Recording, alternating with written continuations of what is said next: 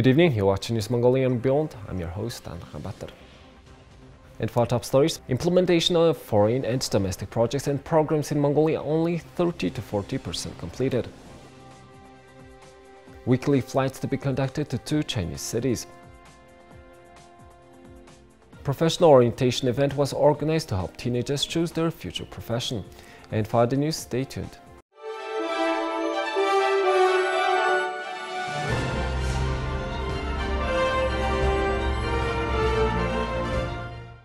The National Audit Office reported that major projects and programs implementation and outcomes are insufficient at a time when we are aiming to meet a certain percentage of our domestic food requirements. In particular, it was concluded that the outcome of foreign and domestic projects and programs implemented in previous years is barely 30 to 40% completed. In 2018 to 2020, the government implemented food projects and programs worth a total of 39.6 billion Mongolian tugruks.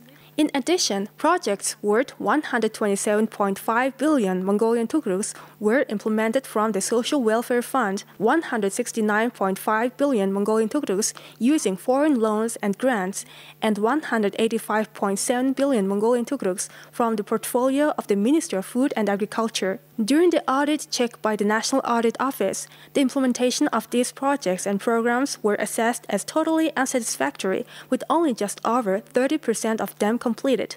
Despite full funding made available, the projects have stalled and some are frozen halfway through their implementation. Of the projects and activities decided to be implemented by the government every year, 50% of the funds included in the 2020 project plan have not yet been approved. The funding is also affected by the approval of unplanned other measures and activities. The objectives of the government's food security policy have not been fully met. Legal documents and acts established by law have not been approved. First of all, the government and ministries have not performed their proper functions. Secondly, policy coherence in all parts of the food and agriculture sector is insufficient.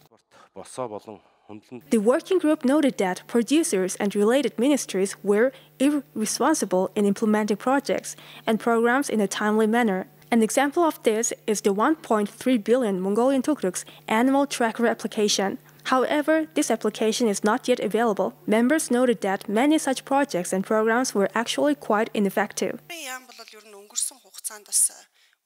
It has been concluded that the ministry has acted very irresponsibly in the past. In other words, the performance is only about 33% of what is expected. Results are inadequate due to the lack of clear criteria for evaluating the effectiveness of the food sector, and the goals have not been fully achieved.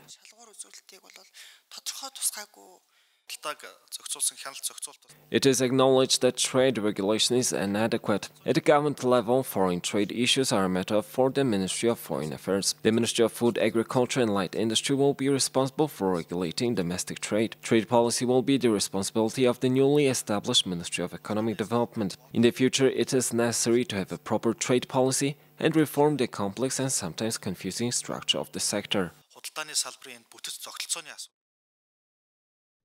Thus, the audit report confirmed that the implementation of projects and programs is weak and insufficient. The meeting of the Standing Committee concluded that there is a need to pay attention to the programs to be implemented in the future and take a responsible approach to ensuring that implementation. An event was organized for teenagers to help them to choose their future profession. Experts say that it is wrong for teenagers to choose a profession because they do not know the skills required or they choose one at the request of others. This is Ikshikling, a high school student at school number 21. She says she has already chosen her career when she was in middle school. As a child, Ikshikling started sewing doll costumes with her mother, and she plans to become a designer. Now a high school student, she designs, sews, and creates handmade jewelry and creates some of her own clothes. From the 9th grade, I was interested in fashion and design. I began to learn about a variety of clothing designs and crafts. Of course, I am also trying to develop my other skills as well. I chose my profession when I was in high school. My father and brother are both lawyers, and I thought that a major in law would suit me. I loved social disciplines. I really wanted to become a lawyer, thinking that this profession is suitable for me. There are many children who are pursuing a profession that they have not chosen themselves. The New Story program is helping to guide them. This is because almost 90% of all young people have their undergraduate degrees, but the number of unemployed young people is increasing year by year. However, in some foreign countries, more than 70% of all secondary school graduates choose vocational education, while others choose higher education. I don't want children and young people to choose a profession that their parents want them to choose, or go to the same school because some friend goes there, or choose a profession that some famous person has. On the contrary, it is better for a child to learn his/her own skills and be aware of the demands in the labor market. From this year, the vocational training and education sector has become part of the Ministry of Education. It aims to create a comprehensive system where the Ministry of Labor and Social Welfare is responsible for evaluation of the level of those who have worked abroad and for vocational training of young people who have chosen not to pursue higher education. Now let's take a look at Mongolia's current affairs. At its regular meeting, the cabinet has made the decision to have weekly flights to be conducted to the cities of Guangzhou and Hohhot in China starting from June 1st. Due to the pandemic, flights between the two countries were halted on January 27, 2020. Based on the talks that were held between the two sides, the side of China informed that it is possible to conduct weekly flights to its cities with the exception of Shanghai and Beijing. The government discussed the matter and made the decision to allow Miat Mongolian Airlines and Aero Mongolia companies to conduct weekly flights to Guangzhou and Hohhot respectively. While Mongolian aviation companies will be conducting the flights for 1 week, Chinese aviation companies will be in charge of the next. In its framework, the Ministry of Foreign Affairs will hold discussions with the side of China to determine the regulations to be followed for preventing infection and give detailed information regarding the matter before June 1st. Here's the currency exchange rates provided by Mongol Bank.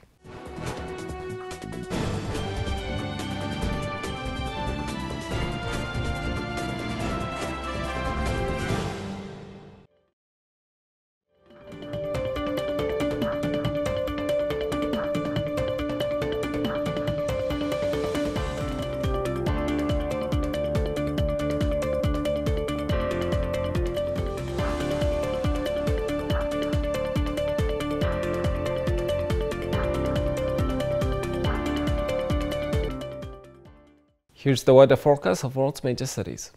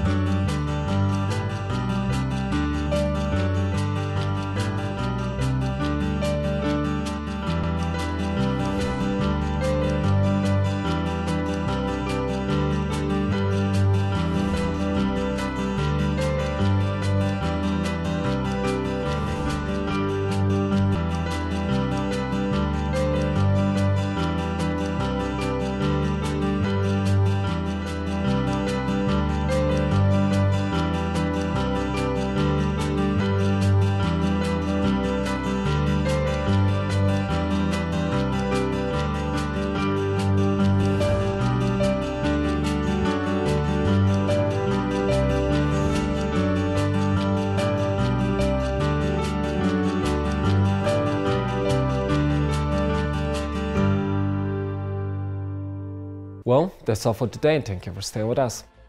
We will see you next week with more news and updates. Have a nice evening. Goodbye.